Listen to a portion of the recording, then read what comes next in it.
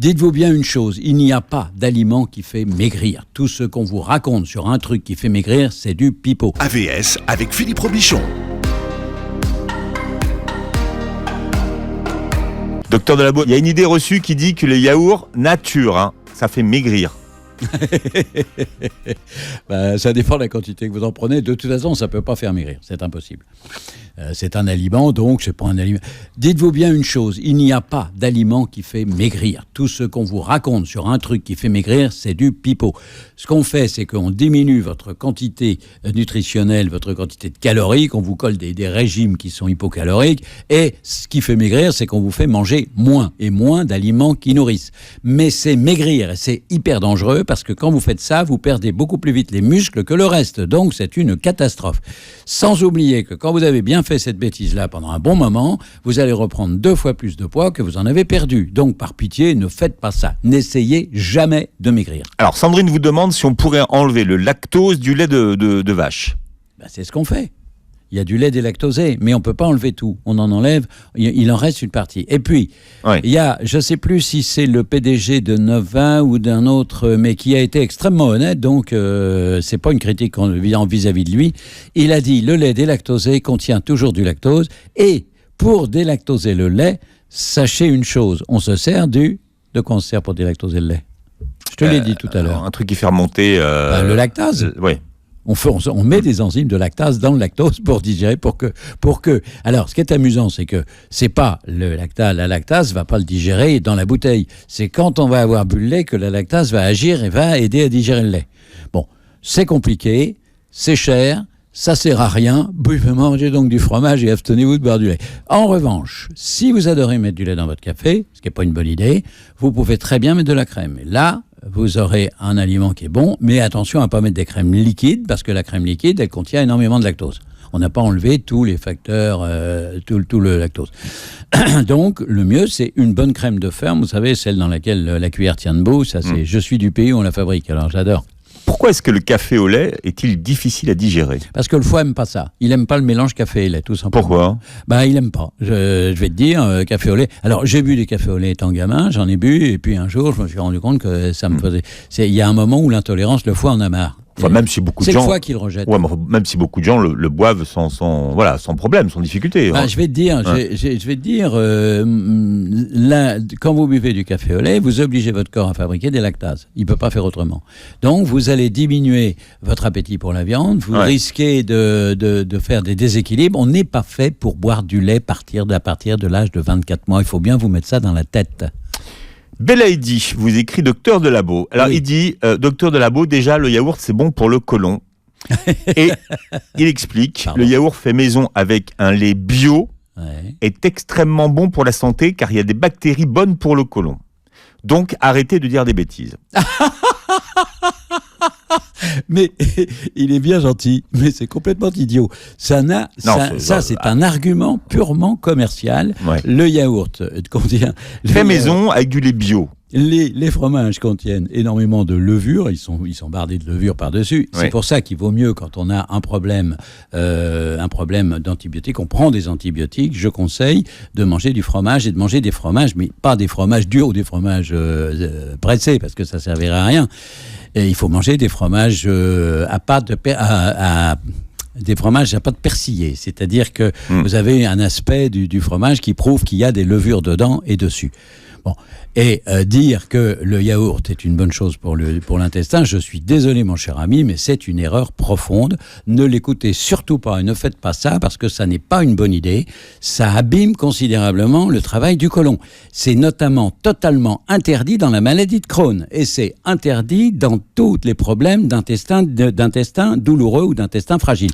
Donc, que vous le supportiez très bien, libre à vous de le faire, tant que votre santé n'est pas mise en jeu, mais par pitié, arrêtez de faire du prosélytisme avec une erreur. Faites-la si vous voulez, mais ne faites pas de prosélytisme dessus, c'est-à-dire n'essayez pas de convaincre tout le monde que vous avez raison. Alors, Docteur Delabo, énormément de questions sur le lait fermenté, donc c'est peut-être les ribots en Bretagne, le ben pour ceux qui nous écoutent et qui l'utilisent beaucoup, qui en consomment aussi beaucoup pendant le mois du Ramadan.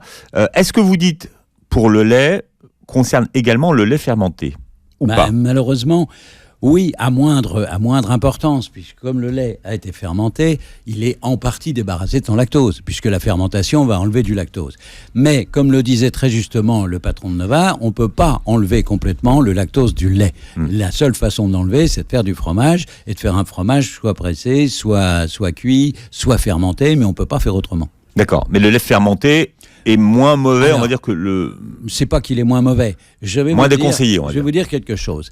J'interdis, vous le savez tous, les soupes, les potages, les bouillons, les consommer, parce que c'est très mauvais, et pour la tension, et pour la cellulite. Mais je précise bien que la soupe, le potage et les consommer sont obligatoires pendant le ramadan. Alors vous allez me dire, Doc, vous dites tout et son contraire. Je ne dis pas son contraire. Je dis simplement que telle chose va être utile à un moment précis parce qu'on est dans une situation précise, tout simplement parce que ça évite la déshydratation et donc c'est extrêmement utile, c'est même obligatoire pendant le ramadan, mais en dehors, ça devient une erreur.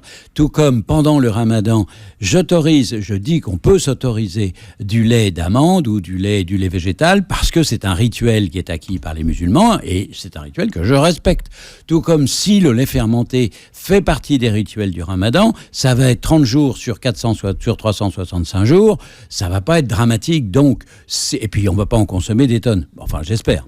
Mais si on en consomme un verre pendant 30 jours, c'est pas pour ça qu'on va détruire complètement son organisme. Donc, ne dramatisez pas dans un sens, ni dans l'autre. Ne dites pas « il faut », ne dites pas « il faut pas ». C'est chaque chose en son temps. Selon le proverbe que j'aime beaucoup, chaque chose se fait en son temps. Alain, j'ai bu du lait toute ma vie, le matin et au goûter. Je n'ai aucun souci de santé ni de poids. Mes performances en musculation sont même meilleures qu'à 27 ans. Alain, 41 ans. Donc finalement... Alors, vous êtes exactement comme mon ami le professeur Jean-Robert Rapin, quotient intellectuel à 170 mondialement connu, qui est mort à 69 ans alors que je continue à vivre. Il avait 4 mois de moins que moi et il buvait du lait tous les jours. Je n'ai pas d'autre réponse à vous faire. Si vous n'avez pas compris, c'est dommage. Papou. Alors Papou, je ne sais pas si c'est son prénom, si c'est son nom de code. C'est un surnom. Papou demande quels sont les ingrédients qui nous prouvent que le fromage est bon pour la santé. Pour les ingrédients, c'est... Je lis la question telle qu'elle est arrivée. Non, mais c'est pas... Mais qu'est-ce qui prouve que finalement... le fromage contient les parties les plus utiles du lait. D'accord. Mais est-ce qu'il y a eu des études scientifiques ? Il y en a eu énormément. À une époque, vous avez mené une étude sur plus de 5000 personnes, par exemple. On l'avait fait. La première étude qui a été faite, elle a été faite en 2003 pour prouver que la chrononutrition était utile et permettait, en plus de vaincre les cholestérols fonctionnels, c'est-à-dire ceux qui sont de votre faute.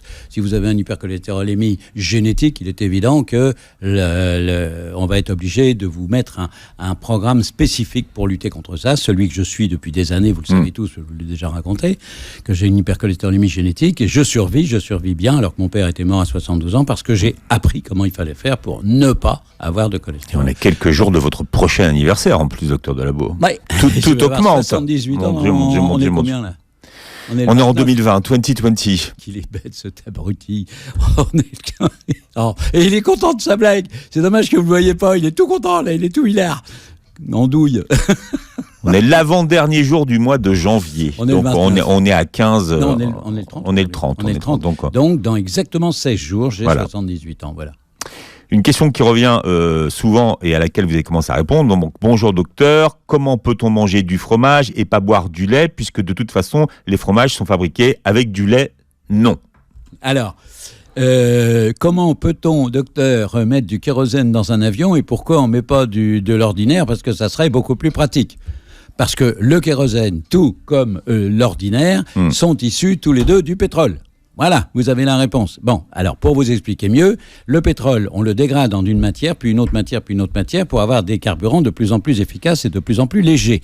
Le lait, on va l'aider à se débarrasser des éléments dont on n'a pas besoin pour pouvoir le transformer en un aliment extrêmement utile et qui reste utile toute la vie.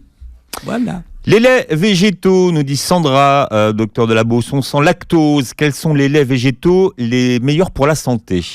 Très sincèrement, aucun.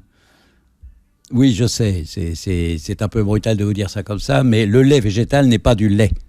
Mettez-vous bien dans la tête les uns et des autres qu'on a trompeusement appelé du lait des aliments qui ont la couleur du lait et que c'est dangereux de penser que le lait végétal peut être assimilé à du lait. Ça n'a rien à voir. Les laits végétaux sont tout simplement des extraits de plantes, de sève de plantes ou de jus de plantes. Ce sont des jus de plantes. C'est un jus de plante. Quand vous prenez un lait machin ou bazar, dites-vous bien, c'est pas du lait, c'est du jus. Si on prend alors le plus populaire aujourd'hui, ça doit être le lait d'amande. Enfin, il y a le lait de soja, lait d'amande. Oui. Alors, le lait de soja... Très, très populaire en ce moment, c'est le lait de coco. Oui, bien sûr. Alors, ces trois laits-là sont totalement différents tous les trois. Ce qu'on appelle à tort des laits, ce sont l'un est l'extrait du coco, c'est-à-dire le liquide qui se trouve à l'intérieur du coco et qui est extrêmement sucré.